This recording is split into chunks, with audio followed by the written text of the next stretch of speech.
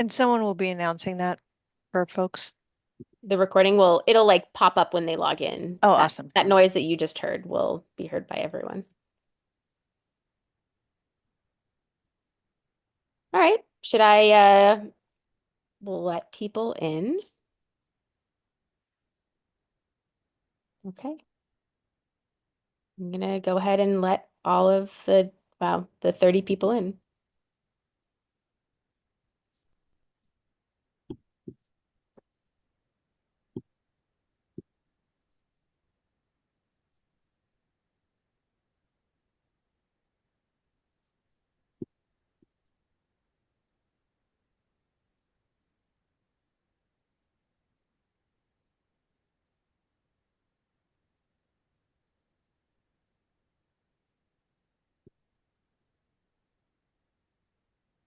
Hi, everyone. Welcome. We'll get started in just a moment. But for those of you who are already here, if you could, oh, hi.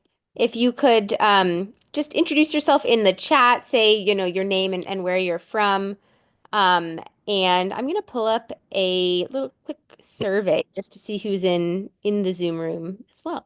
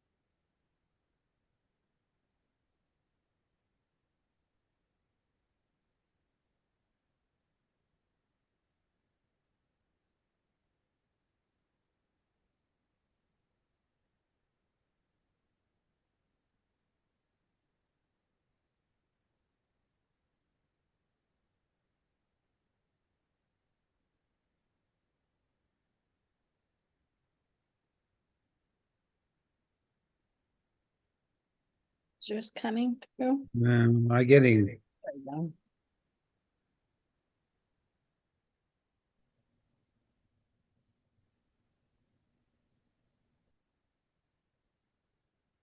I actually don't trust my dog to not bark, so I'm going to escort him out of the room really quickly.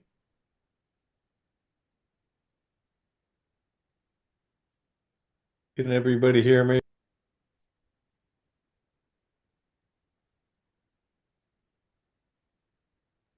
I heard you.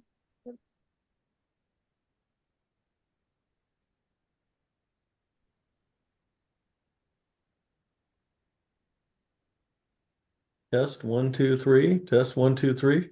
Yes, we can hear you. Very good. Thank you. But if you don't mind staying on mute for the presentation, that would be wonderful. Got it.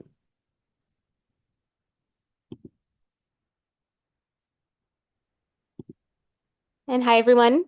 For those of you who just joined, feel free to introduce yourself in the chat. It's great to see so many people from all over the region, especially Oakland and Alameda. And I think we have quite a few people, so we could potentially get started. Great. Well, welcome everyone to this evening's Bay Farm Island Community Engagement Workshop. My name is Corbett Belcher. I'm with CMG and part of the consultant team. I'll be the MC for this evening. And I wanted to, before we get any further, Delaney, if you want to bring up the slide deck presentation. As we get started, I wanted to first introduce the agenda. I'm going to go to the next slide. This will be our framework for tonight's presentation. So first, some introductions from some of our team members, which will be followed by an overview of regional climate science and adaptation planning, followed by a Q&A. I just want to note here, our process for our questions is if you have questions during the presentation or during the Q&A period, if you'll post those in the chat, I'll be collecting those during the presentation and then asking those during the Q&A. And during the Q&A, feel free to continue adding questions and we'll collect those as well. After the Q&A will be a site analysis presentation followed by development of our adaptation alternatives and design concepts, and another Q&A period to collect some additional questions, followed by next steps. Next slide. What we'll be seeing tonight is a reflection of all the hard work that our great agency and community partners, along with working closely with the consultant team, have developed. And today's purpose of this workshop is to share information on what sea level rise means for the Oakland and Alameda subregion, to go through some of the tools that we can use to make our communities more resilient and transformative, share the development of the design concepts for the near-term adaptation of Bay Farm Island northern shoreline, and to answer any of your questions and get your feedback around some of your aspirations or any concerns you have with your community. With that, I'll turn the time over to Kita. One note just before Kita gets in, I forgot to mention each of the presenters will introduce themselves at the commencement of their section. Go ahead, Kita. All right, cool. Thanks, Corbett. How y'all doing? I'm Kita Price, also known as a Hood Planner. I'm a community partner representing Hood Planning Group. I'm also one of the co-chairs for the Oakland Alameda Adaptation Committee. Next slide. So the Oakland Adaptation Committee, we also refer it to as OAAC, was formed in 2021 as a coalition of shoreline communities and agency partners. And our goal is to work together to coordinate flood and sea level rise adaptation projects and protect and restore the water quality and habitat and community resilience within our shared region, sub-region. Next slide, please.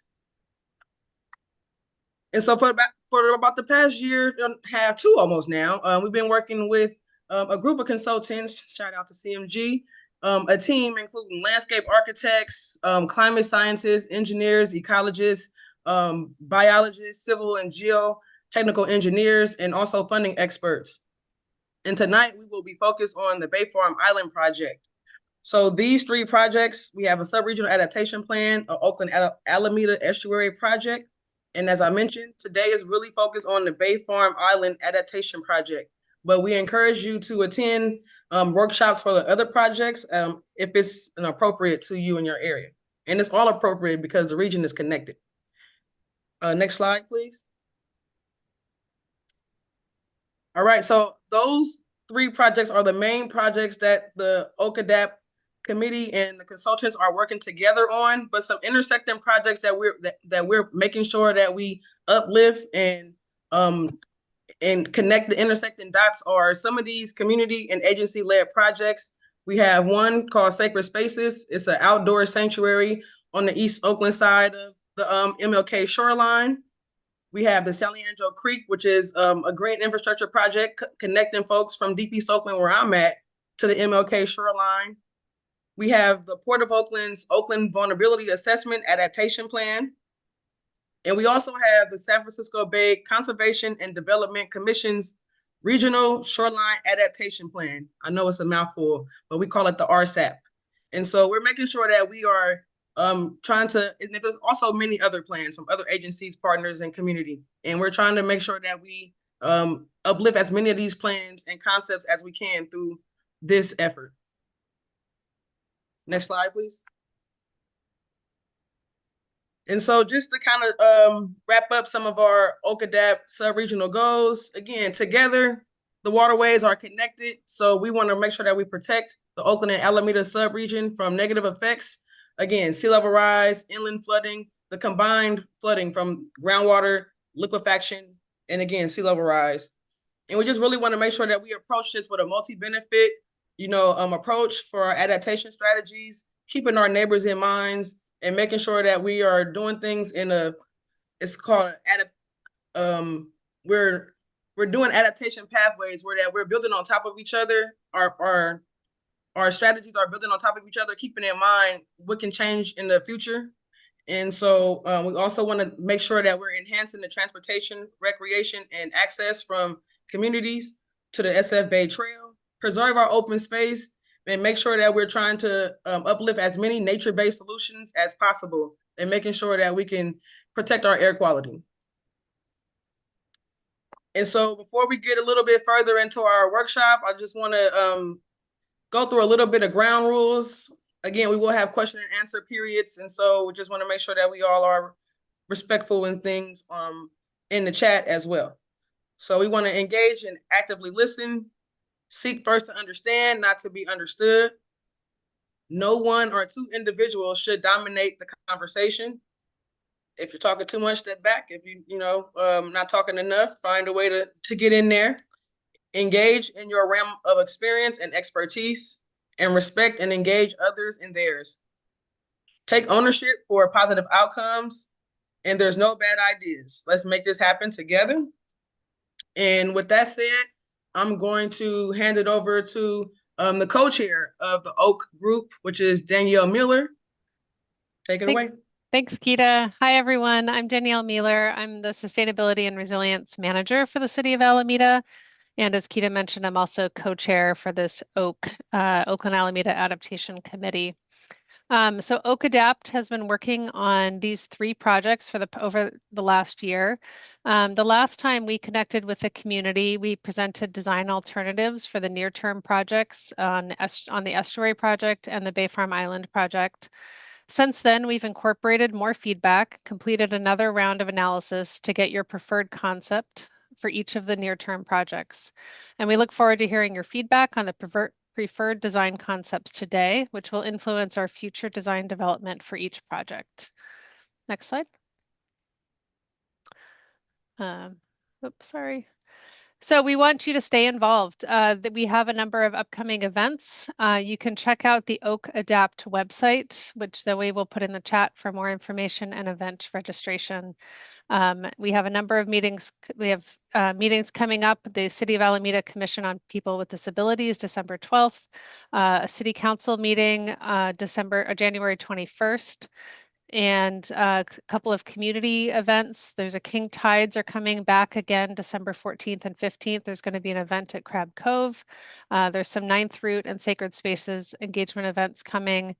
And we plan to have more workshops in spring, not 2023, 2025, for our long-term plan. So stay tuned, and we look forward to your continued engagement. And now I'm going to turn it over to Dr. Chris May to talk about the projects.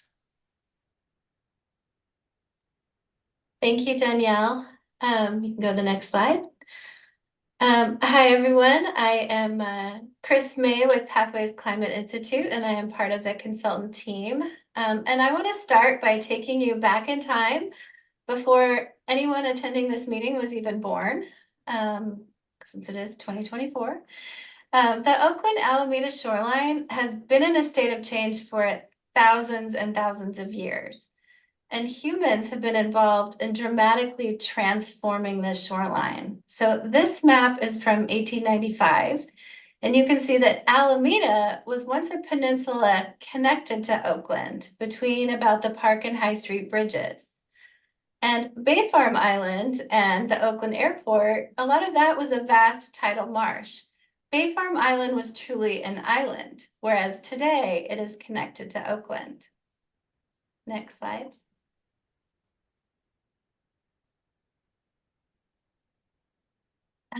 So just 75 years later, in 1969, in this map, you can see the area has dramatically changed and it's been developed. And so it's been altered by us humans.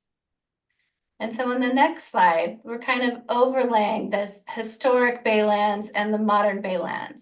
On the left, we can see that those historic tidal mudflats and marshes were filled, and they were filled to develop neighborhoods and businesses and the port and the airport. And today, many of those areas that were filled are at risk of flooding. So those historic maps really help show us where future flooding due to sea level rise will be the most impactful in the Oakland Alameda subregion. Next slide. Now I want to talk a little bit about how things are going to continue to change over time. Next slide. So if you can take home one key message from what I'm talking about on the science, it's that our climate is changing. Our planet is getting warmer, and this is changing how our climate systems function. And it's actually changing faster than we, climate scientists, thought it would. No matter how well we think we understand what's going to happen in the future, Mother Nature is always full of surprises, and she tends to win. And 3, climate change is really changing everything. We're operating under a new rule book, but we don't know all the rules. Next slide. So there is a lot of uncertainty related to how fast our climate is changing and how fast sea level rise could rise over the next 100 years. So based on the latest science globally and from the US government, we often look at a range of 5 different sea level rise projections, ranging from low, which is essentially extrapolating historical trends, to a very high scenario.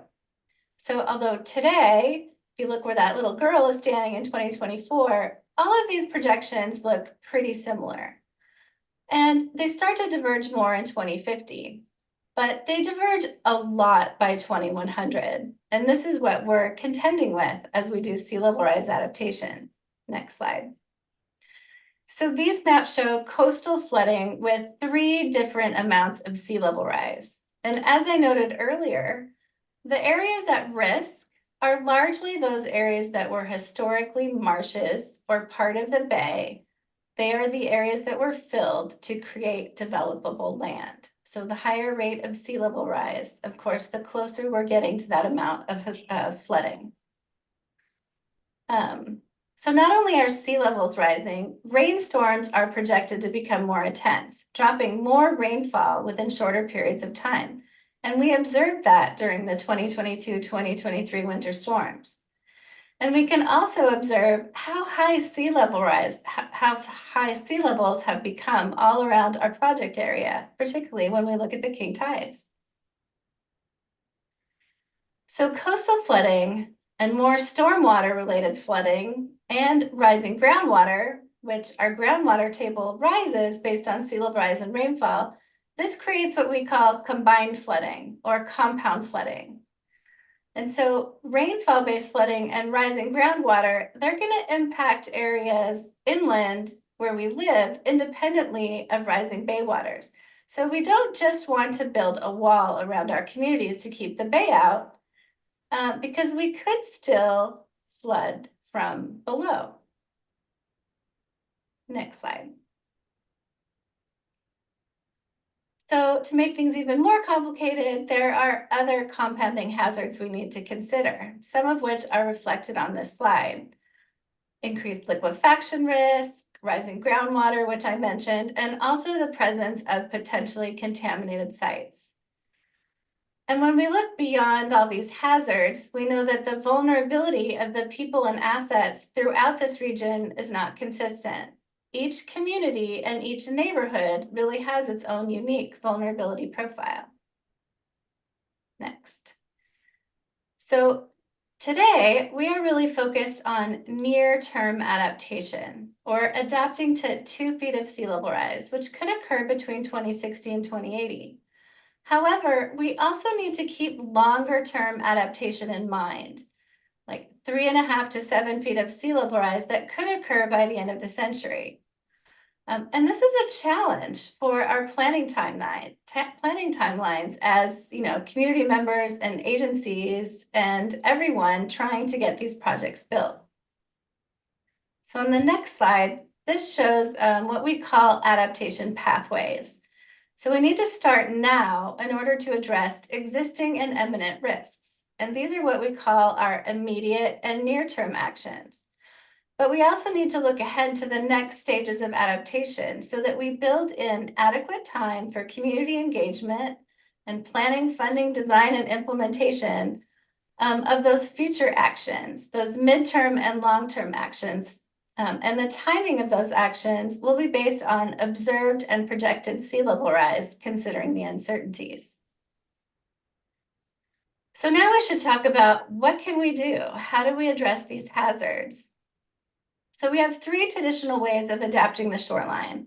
Protect, keeping those structures in place, and managing the flooding, which can increase residual risk over time. Accommodate, such as floodproofing or elevating structures, which is often called living with water. Or retreat, where we actually start removing or relocating structures away from the shoreline out of harm's way, which also provides opportunities to expand habitat and shoreline access. So most likely, we will use a hybrid approach between all of these to meet the specific conditions and needs of a location and other goals along the shoreline. Next, so we need to adapt both at the shoreline, but also inland to manage stormwater and groundwater. As I noted before, just elevating the shoreline could create a bathtub. So we will need to adapt our drainage systems and create more robust stormwater management systems so that groundwater and stormwater don't flood our low-lying inland neighborhoods. So this all leads to big changes, which can be really hard when we're talking about the places we live, work, and play. So it's about the mindset or psychology of change, both in terms of physical change and social change. It's a question about being open to change and open to different possibilities. We have changed a lot in the past. Alameda and Oakland have changed substantially over time, and together we will continue to change now and into the future. So we will take steps over time as we learn more about how the region changes in response to climate change, and not just the strategies we implement to address floodings, but how we change. So the project concepts you're going to see today for Bay Farm Island, these are really our first step in this adaptation process. And they are being designed so they can be adapted in the future as the climate and conditions continue to change. So while we are focused on these near-term adaptations, we are considering future adaptability. As sea levels continue to rise, future generations, our children, their children, will need to adapt again.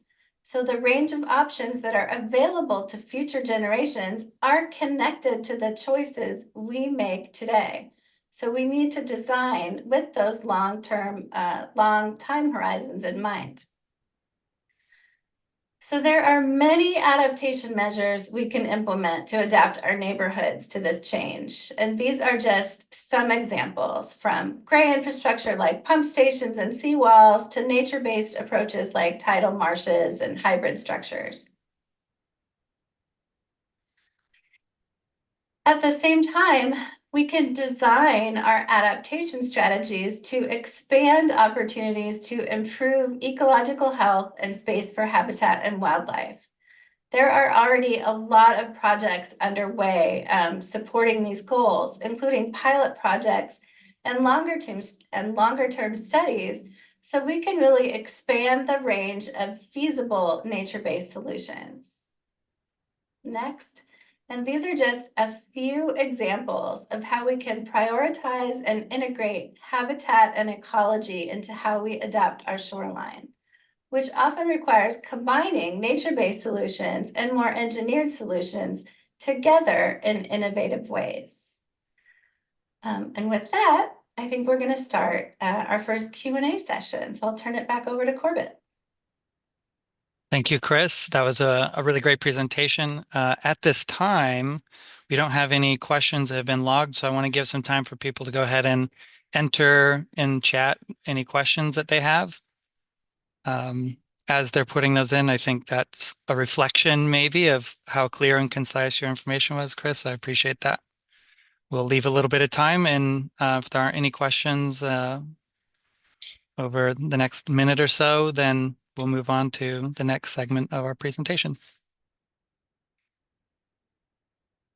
We have one coming in. What is the highest sea level rise that your current plans are recognizing? So the near-term strategies are addressing 2 feet of sea level rise, but our long-term, we're looking to the long-term to 7 feet of sea level rise, which is that higher end projection at the end of the century. We have another question. Is there any funding to start the levee and seawall? That's a great question. The OAAC group did submit a BRIC grant to FEMA for $55 million to start getting more projects implemented. And we were selected for that grant, although we still have to go through a process over the next year. But I think the entire team, Alameda, Oakland, the port, are all looking for as many funding options that are available. Great. We have a couple more questions. We'll field these and then get back to the presentation. I saw one, and it must have been doubled. Has there been discussion including oyster farms in the solutions? This might reach into Dilip or Chris if you want to field that one. Yeah, it looks like Kita might have answered that one in the chat as she well. did. Yeah. So it is already being tested. So hopefully that will be that will help uplift the strategy. Yeah, and Dilip, there's a question about throttling sea water at Golden Gate, thinking about like the more infrastructural components of sea water and sea level rise. Yeah, it has been discussed. I think there are papers out there. BCDC, in fact, is one agency that had looked at it and has prepared it, and it's out in the public record. And from an engineering standpoint, it really is not feasible. And so it has been, a smaller gates, such as in mouths of creeks and canals and things like that, have been looked at. And but something at the gate, no. Okay. I'm going to field one more, and then I'm taking the rest of them, and we'll include them in maybe the final Q&A. This one for you, Gail. To what degree is the City of Alameda's Department of Public Works involved in these measures? Do they maintain existing seawalls and related structures, and will they be taking care of future measures? Yes, hi, my name is Gail Payne. I'm a project manager with the City of Alameda, and our partner department is Public Works Department. And they are actively looking at immediate solutions for the northern shoreline area of Bay Farm Island, and due to the erosion, to reduce erosion.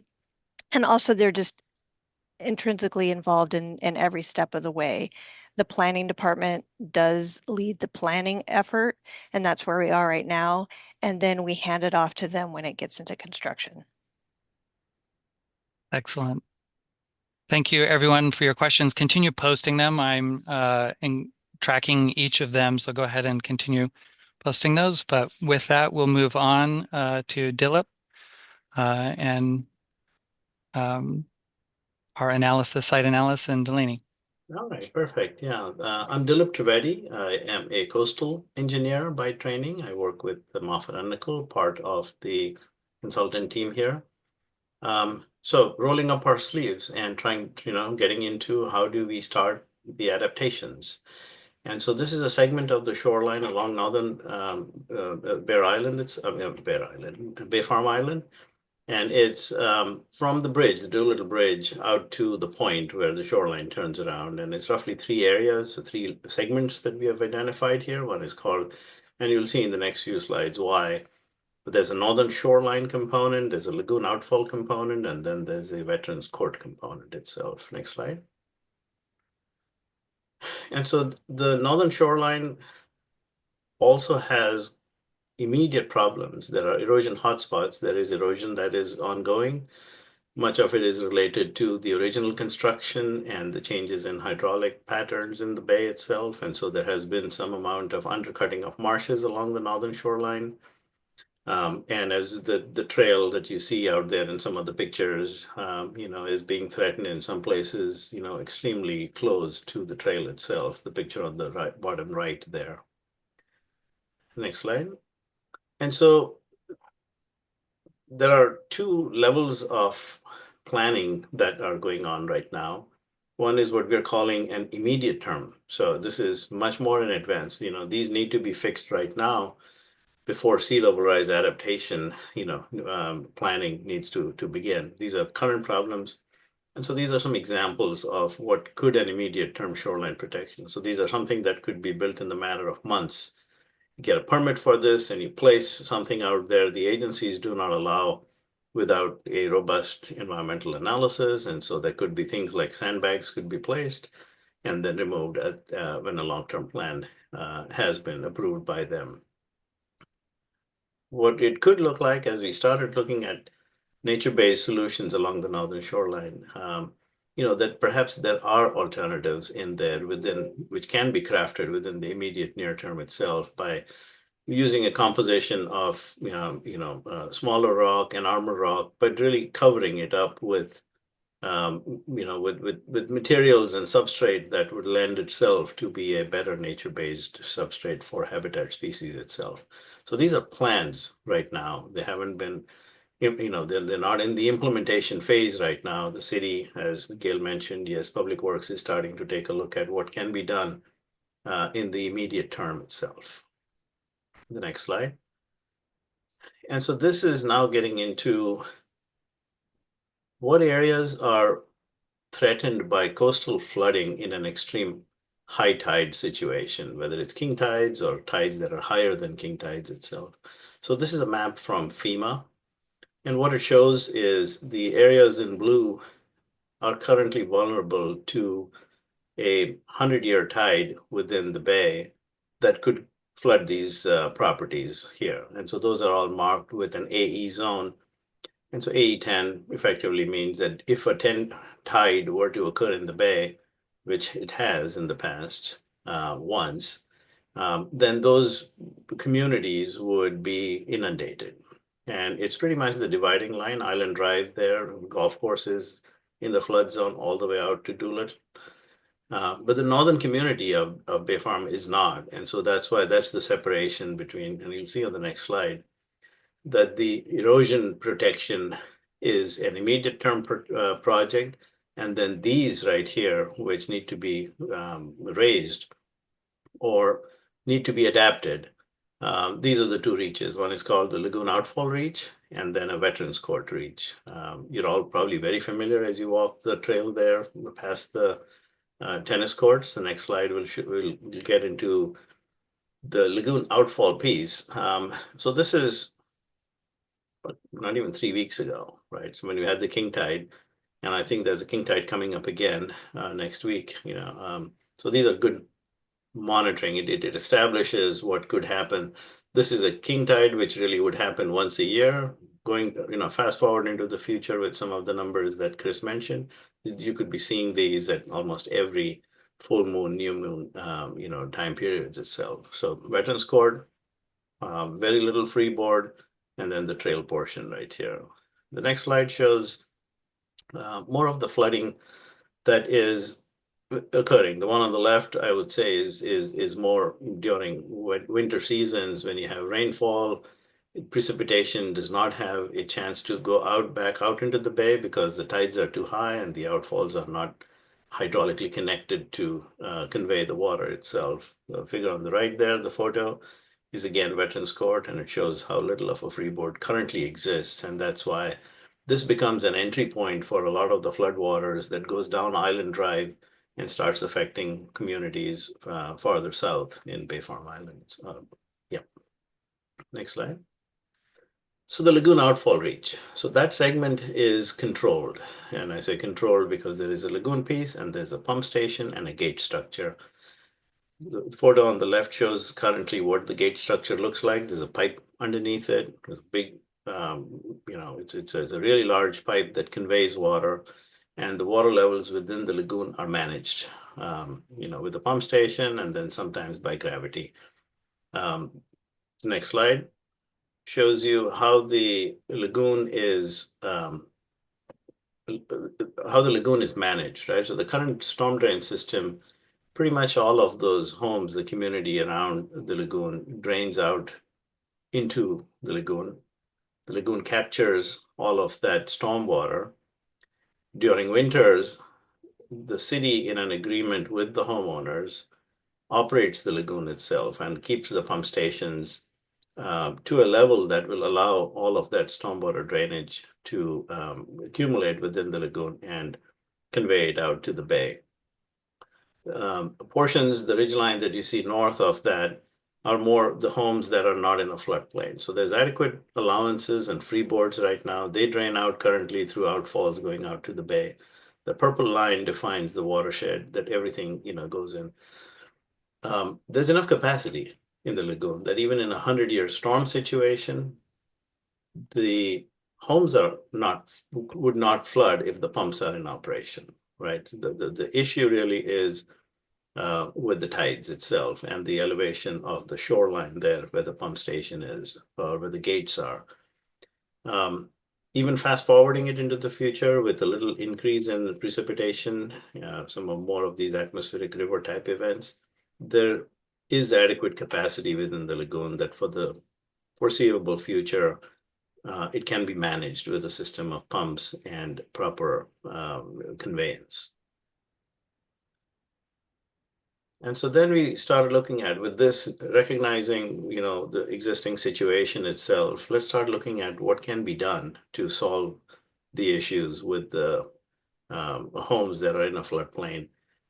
And so we started looking at it by developing alternatives, getting feedback from the community. So we've had, this would be, a series, I think this is the third in a series of community workshops that we have had.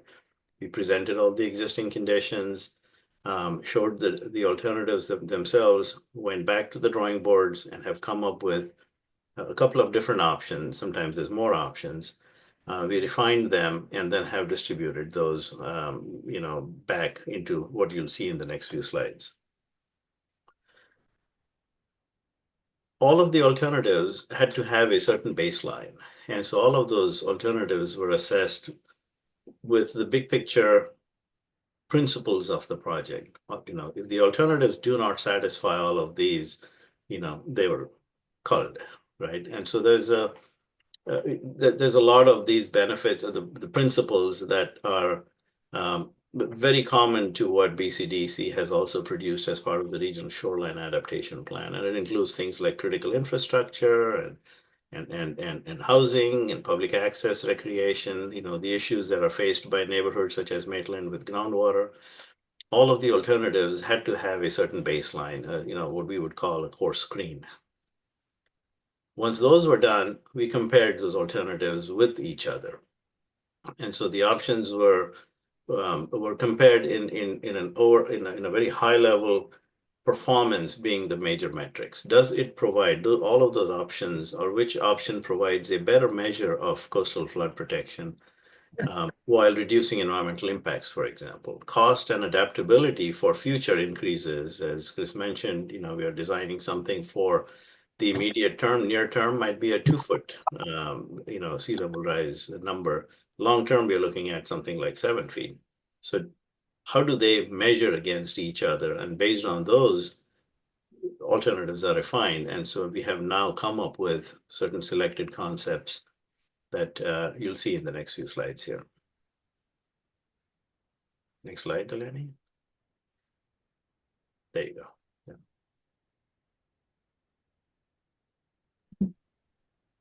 Thank you, Dilip. Can everyone hear me? Yep, we can hear you. Hi, everyone. I'm Delaney. I'm a landscape architect on the team, and I will give an overview of our preferred near-term adaptation alternative now, which hopefully will answer some of the other questions that you guys have sent in the chat. So as Dilip explained, the preferred near-term alternative is really focused on the northern shoreline from Seaview Park in the west to Veterans Court and the bridge. And the major adaptation is a levee from the lagoon outfall to Veterans Court, an upgrade of the pump station at the lagoon outfall, and some related modifications to the storm drain system. And then considering the way that we're going to change the existing interior drainage with the coastal adaptation, how that will affect stormwater and groundwater, and then nature-based solutions along the entire northern shoreline to enhance biodiversity and protect from erosion in the future. So zooming in, You can see the focus area of the project. So we'll get the levee improvement to protect from coastal flooding, but we'll also be able to incorporate a lot of public amenities when we build this. So we'll get to keep the Bay Trail on top of the new levee, and add some seating and some new nice enhanced planting and nature-based solutions along this part of the shoreline as well, to make it more resilient. And this is what it will look like in some of the typical conditions. So we'll be able to conserve the existing marsh and enhance it by placing these berms and groins outboard of it that can help to protect it, or expand it. And we have a really unique opportunity here to restore the presence of California sea blight, which is a native plant specifically to Bay Farm Island that is in need of some restoration. So that is exciting for us. And you can see that the Bay Trail is incorporated on top of the levee. And we've got a bioswale to the left of the screen inland to manage stormwater that is currently gravity draining into the bay. And you can see that this levee is really important, but it's pretty kind of still subtle in scale compared to the homes on the shoreline too. So you'll preserve the views of everyone as well, which is good news. And this is kind of another representative typical condition where the trail will be winding and organic, and really nice experience. So that will give us some more room on the inland side. In some cases where we'll be able to expand the planting on that side. And then on the water side, we'll be able to transition in some places to gravel berms and rock groins, which will allow some back beach ponding to happen, which may look a little bit like this.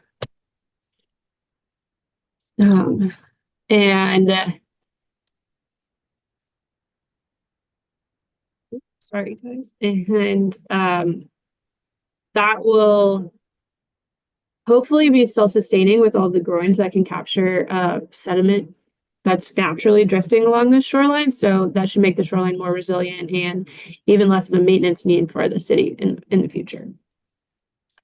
And hopefully it will look something like Elsie Romer right across the bay eventually, in Alameda. And our next improvement would be the pump station and the tide gate replacement. So we want to ensure that this is compliant with FEMA requirements in the future, and that it continues to provide adequate capacity for draining stormwater from the lagoon. So we've been working with the city and with the HOA to understand, the current operations, and working with our engineering team to figure out the exact capacity that we'll need in the future, and the scale of this pump station structure. And so this is a schematic plan and section of what that could look like, and a potential precedent image. So this structure is going to be a little bit bigger, but we think it could provide a really nice design opportunity as well. And as I mentioned, we have to make some improvements to the existing drainage system based on all of these other modifications. So one of these things is going to be to reroute interior drainage from the little subwatershed nearest to Veterans Court into the lagoon. And we've confirmed that there's plenty of capacity in the lagoon to do that, but it'll require this project to incorporate a pipe that will transfer the water to the lagoon, so that we can manage it with the new pump station. And at Veterans Court, as Dylan mentioned, this is actually one of the lowest areas, so that levee will need to be a little bit bigger, and we'll have to kind of claim that space that right now is the road that extends out to the corner of the land. So you'll lose the street parking right there, but we can gain 20 to 25 formal parking spaces, and we can preserve maintenance access for the city on the Bay Trail path, and that will allow us to preserve the fringe marsh that's there right now as well, and hopefully expand it with the new nature-based groins and berms that will kickstart the sediment capture and marsh creation. And we're also evaluating how to adapt the Bay Trail Bridge that connects from Veterans Court to the San Leandro Bay Bike Bridge. As you know, that our current design adaptation target is about 14 feet, and the bridge deck here is about 9.5 feet. So we know that it'll need to be raised to adapt to sea level rise. But we think this is probably not going to be on the exact same timeline as our near-term project that's really urgent to protect the homes from flooding. So we're evaluating these different concepts, and we're beginning conversations with all the stakeholders to advance this project because we know it's really, really important connection route to the community and across to Alameda Island. But likely this will be a separate scope to study all these different alternatives to maintain this connection and adapt it to sea level rise. So our next steps, as Danielle covered earlier, we are working on our preferred design concept, incorporating all the feedback we get from you all today and the feedback we've been getting from stakeholders over the past few weeks, and we'll be moving into 30% design over the first half of 2025. And the exciting news of the BRIC grant is a great opportunity for this project. So the breakdown is that it would be $50 million of federal funding to go towards the near-term projects on Bay Farm Island. And that would be supported by a $5.5 million match. So we'll have $55 million to start implementing these near-term projects, which, as Gail and Chris had explained, we still have to we've been recommended for further review. We still have some process to go through, but hopefully we could start design of these projects next year and then start construction in 2028. And our other next steps, we really need your continued support to keep these projects going. We need your feedback all throughout and to keep securing future funding opportunities. And the city is going to proceed with the immediate erosion control options that Dilip outlined. And there's also a City of Alameda request for proposals out now for stormwater modeling. And that's great because it will help to address the issues that Maitland Drive is seeing with flooding now.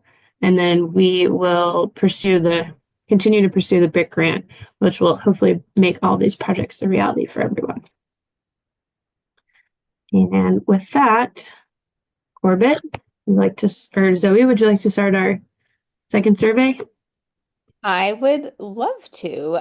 First, I just wanted to share the results of the first survey so you can briefly see kind of who's in the room and kind of how many people have been to a OAAC workshop before. And now I will share the next survey. And you can take this survey. This is a little bit longer, a few more open-ended questions. So the idea is that you can, take a look at this survey and answer the more open-ended questions while we have the next Q&A. And this is, aimed at people that, might want to share some thoughts that are not formulated as a question. So if you have a question, please put it in the chat. We'd love to try to answer those. But for those who, want to share some information with the project team, this would be a great way to do that. Great. While people are filling out their survey, we do have quite a few questions that came up during the presentation. I've tracked those, continue as we go through our Q&A session to add any additional questions to the chat. And so I will get into some of the questions we have received thus far. There's two of them, Gail, that relate to financial questions. I'm going to put these two together because I think they're related.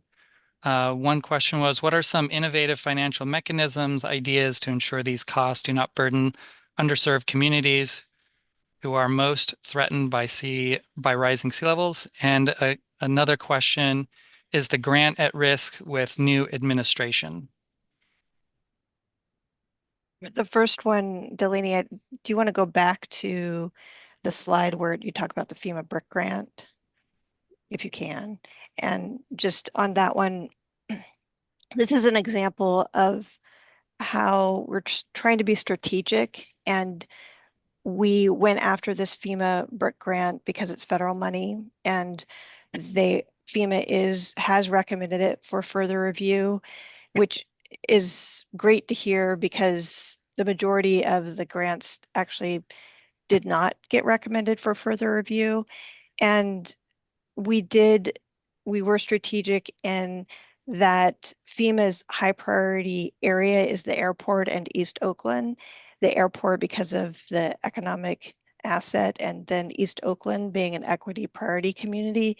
So we banded together because the waters are commingled here, and we went after federal funding so as to reduce the burden on especially the East Oakland neighborhood, that's Columbian Gardens, that will benefit from this project, and also just the entire subregion. That's our approach, is to go after federal funding when possible. And we are crossing our fingers that we will get the FEMA project, and we are hoping that with the new administration that will not impact us. Thank you. There's a question that came in that received some response. I'm just going to read them out and the response they were responded to in chat. The first one, I don't understand, are homes along the lagoon in the 100-year floodplain? Are you saying lagoon has capacity if the pump is improved? And both Chris May and Chris Guillard responded that the strategy includes levee along the shoreline to prevent coastal waters from entering the lagoon. The overall strategy addresses coastal and stormwater flooding. And yes, the lagoon does have the adequate stormwater detention capacity. And if you want further detail on those responses, it's in the chat. Dilip, there was a question about how the current construction allows for adaptation for sea level rise above 7 feet. And if so, is there a limit beyond 7 feet? So the width of the levee within the design basis that we have established, since it's going to be Bay Trail, we've actually gone with crest width that is even wider than the required Bay Trail. So I think we're establishing a 20 feet wide crest for the top of the levee. And that allows for future adaptations. So at this point, we are designing it for 2 feet of sea level rise and FEMA freeboard. So it physically is going to be 4 feet higher than the current 100-year tide.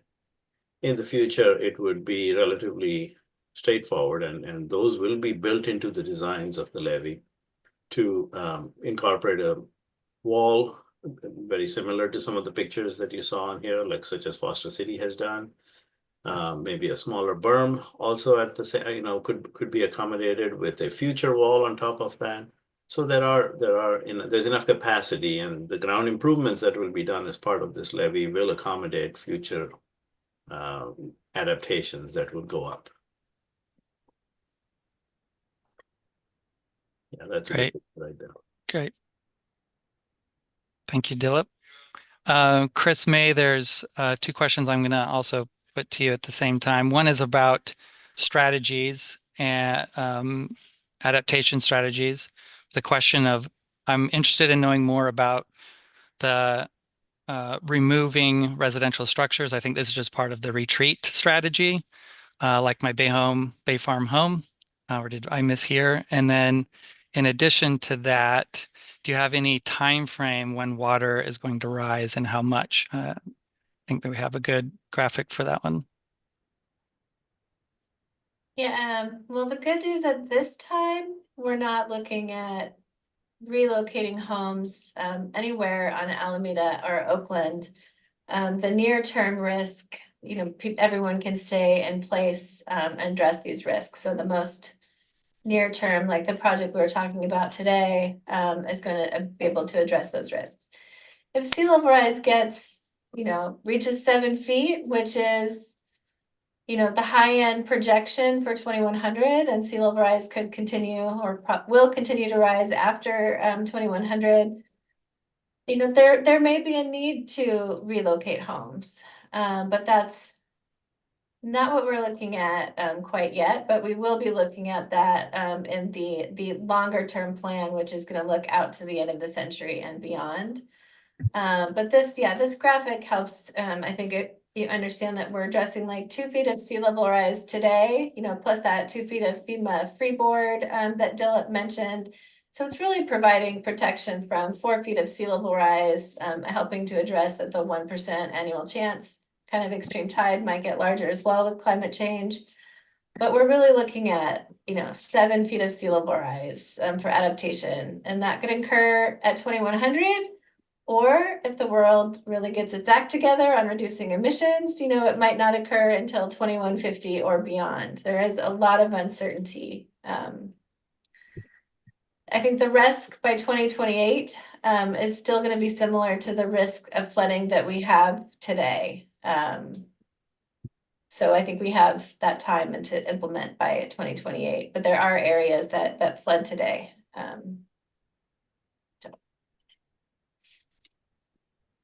Great. That answered another question about the risk being, what we can implement before 2028 or by 2028. There's a couple of thoughts, questions just around the channel and the grades, and what stage we are in the project. Dilip, here's a question. What stage are the projects at? Have the hybrid solutions already been decided on? Contract signs, still in the ideation phase, looking for input? Maybe a little guidance on where we're at. And so the question was about the levels of design. So there is an expectation with the grant that was obtained to do these studies that we are currently doing. And those grants those grants are going to go up to about what we call 30% design. Now, what is 30% design? Well, 30% design is a level of design that is adequate to start the conversation with regulatory agencies and to have enough detail in there. Those are the levels of designs that will be completed for the Veterans Court reach and for the Lagoon Outfall reach. Okay. Are there any thoughts on deepening or maintaining the San Leandro channel to facilitate the additional flow of water expected, Dilip? So it is an equilibrium, right? I mean, so a channel can be dredged. Sure, yeah, we can dredge a channel, and would that channel remain open with the expected tidal flows and the tidal hydraulic regime itself? It would require dredging, right? So it would be no different than having the Oakland channel that is being maintained at a deeper depth because of other reasons. In this case, it could be dredged, but the issue is not with the flow of water. The issue is with the entire oceans that are rising. And so even if those channels were dredged, I think all it would do is probably result in higher water levels in other areas within San Leandro Bay. And there's a question about where some of the material for raising the levee would come from. So that's a good question. I mean, to have a FEMA certified levee, it is a very specific kind of material that is needed. It's not just any material that is dredged, from the port's channels and stuff. It has to be engineered to reach certain compaction levels. So where would that material come from? Well, it would be a blend of clay soils that would have to be imported, and very likely other sources that exist around the bay right now. There are sources of navigation channels that can come up with very good material. None of that material presently is being stored, stockpiled, saved anywhere. It is being discharged out into the open ocean. We are hoping projects like these will result in, understanding that we need to save those materials. And there is a robust effort that the federal government with the Army Corps is taking right now with trying to preserve much of that material within the bay at wetlands and or other stockpiles. Great. We'll take one or two more questions. Delaney, is there any consideration at the end of the current Veterans Court for people that use the pier for fishing and kayak and human-powered paddle craft to launch from the small beach next to the fishing pier? And then maybe just some thoughts on what a 30% design includes. Well, it's just typing a response to this question.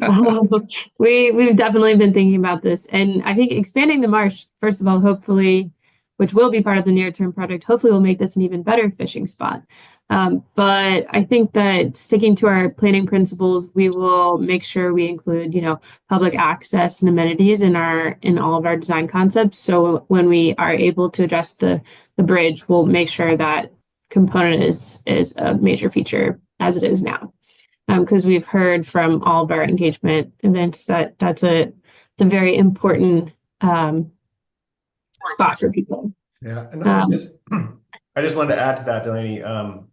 Just in terms of access, we didn't touch on this in the presentation, but the intention is that to provide the levee, that the turnaround at Veterans Court will be pulled back some, and the parallel parking that is there now, that's informal, will be replaced with about 25 formal parking spaces, including ADA access.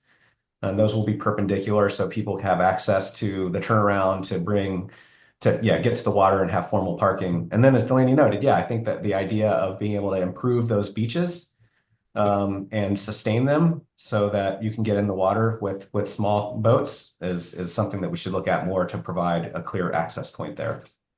Yeah. And to answer the question about what does 30% design actually mean, it's a kind of standard term we use in engineering and design projects for construction drawings. So we'll actually get to 30% of a set of drawings that are how we would actually implement the project. So it's a great step towards actually being able to build it. Great. Well, I have one last question that will actually have Chris, May, or someone from the team put into the chat response, and that's where can we go for regular updates on this effort. We'll go ahead and put that in. I think it was put in once before, but we'll add it here at the end. All of the other questions, we have them logged. We will include those as we continue more outreach and presentations to make sure that those are included. With that, though, I'll turn it back to Zoe if you wanted to. Corbett, can I jump in real? There's please. one question that I think is really cogent for the community here that Marion asked, and I responded to in the chat. And I just want to take a moment to respond to it. Please. The question about whether the homes around the lagoon would be removed from the floodplain. And I'm going to turn it to Dilip because he's our expert on this. Yeah. Dilip, can you please respond? Thank you. Yeah, sure. Yeah. So, so the lagoon stormwater detention addresses one source of flooding, which is rainwater. Coastal flooding is another source of flooding that comes in from the bay. Both of those have to be addressed to take a community out of a floodplain. There is a source of flooding from Island Drive, which is connected to low spots along Doolittle Drive. And so even with the pump station, it addresses the issue of the stormwater rainfall and that, the freshwater flooding. The levee would take care of any tides coming in from that portion, which is currently vulnerable. But from a FEMA perspective, it does not solve the issue of taking the homes out of a floodplain because there are low spots on Island Drive, which are hydraulically connected to the bay over the golf course and over Doolittle Drive. Now, yes, it seems like a reach, but that is FEMA's approach, and rightly so. I mean, they don't, would not just take homes off because then they do become responsible for mitigating and insuring those properties. So there is a final step that would need to be accomplished to achieve flood protection, and that is to take care of 3 low spots on Island Drive which are not part of the project at this point in time. But they are part of the BRIC grant. Right. So if Oak is successful in bringing in that $55 million BRIC grant, that is intended to address all of those low spots along the shoreline of Bay Farm Island, and remove the homes from the FEMA floodplain. So that is one of the goals here. And I just want to clarify that the 3 low spots are on Doolittle Drive in Oakland. Well, Island Drive is where, so Island Drives, so I know there are low spots on Island Drive that connect or allow flooding over Doolittle to go to the lagoon, right? And if those spots on Island Drive are fixed, then Doolittle can remain as it is. The golf course would still be in a floodplain, but the lagoon community can come out of a floodplain. I don't know if that is as part of the BRIC application itself. Possibly it is, but the one along Doolittle is part of the BRIC grant. Yeah, the intention is to address Doolittle and thereby at the sub-regional scale address the FEMA issues for the homes that are in the floodplain around the lagoon. So that's really the intention in here is really about doing things together to solve problems at the scale that they should be solved at. And solving the Doolittle situation will solve the issue for the port on their northern field, which is of critical importance. And it will also address the homes around the lagoon on Bay Farm Island. Right, and Maitland and all the homes, right? Just the whole community. Yeah, Maitland especially, yeah. Thank you for highlighting that, Chris. That was an important component of. And then I wanted to maybe get back to Zoe. Did you want to follow up with the results of survey number 2? Sure, I'll end the poll and share the results. Can everyone see those? Yeah, so it sounds like most people who filled this out feel like the presentation increased your understanding. Many people think that these design concepts would improve your waterfront experience. And we'll share the long answered responses with all of you in a follow-up email. Great. And then in closing, we'd like to turn the time over to Lauren for any final thoughts. Yeah, thank you. Thank you, team. Lauren Eisel with Community Action for Sustainable Alameda. I'm really, really grateful that you all spent the time to come out here tonight. And we're really grateful to have this amazing team of experts. And just want to give a shout out to the cities of Alameda and Oakland in particular for giving us some hope related to what our vulnerabilities are. We should be really, really grateful that we have such talented and wise and forward-thinking leaders and staff members of our in our public sector who are helping us reduce our vulnerabilities and become more resilient and are really looking out for our well-being for now in the immediate term and in the future. So just want to really give a big shout out to all the team members here. Everybody's been working really well together and really hard, and we have some hope. That's the best news of all, is that we have money and time and dedicated people and talent and ideas to solve all problems. So I'm really, really super appreciative of all of our team members and everybody that showed up today. And there's hopefully all of the folks on the call today learned a little bit of something. They got inspired to continue to be engaged and to learn more about these projects. And the best way to ensure the success of these projects is to stay engaged and to really support the city staff as they present these projects to our city leaders in the upcoming months, and to show your support for their presentations and also for the grant applications that are coming down the pipeline. And that being said, there are a bunch of different things that are coming down the pipeline in our immediate future. The city is going to be presenting this material to the Alameda Commission on People with Disabilities at 6:30 on December 11th.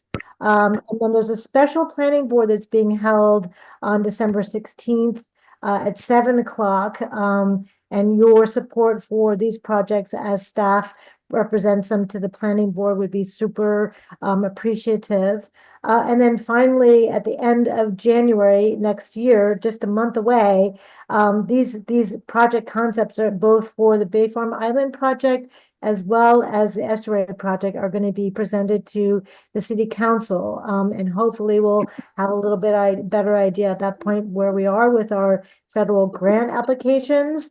But the good news is that we're ahead of the curve. And we've got some proactive leadership and some really good team members acting on our behalf to get the funding and to figure out the governance and to figure out the times that need so hopefully, you guys can all stay engaged. And we seem to be having some overflows. There's some links in the chat related to our email and our website locations. So those would be great ones for you to look into and tap into and follow up with. And keep engaged. Pay attention to the outreach for our emails. The CASA's Community Action for Sustainable Alameda. We're going to be hosting a King Tide event next week on December 14th at 10 o'clock at the Crab Cove in Alameda. So we'd love to have your participation in that. And Sacred Spaces is also going to be hosting a bunch of different events in the next few months along the shoreline to get folks engaged. So stay engaged, tell your friends, tell your family, spread the word. And we really appreciate you taking the time tonight to be part of this and to give us your feedback. And we hope that you enjoyed yourselves and that you learned something. Thank you.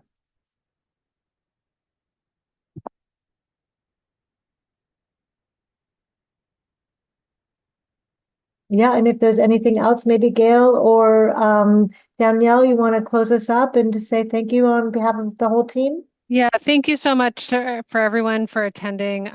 We really apologize for some of the difficulties we had during this meeting. We will correct that for tomorrow night's meeting. So I do apologize for that, but I really want to thank you for coming, for your great questions, for your engagement. And we look forward to continuing to talk about this with you. Thanks, everyone. Have a good night.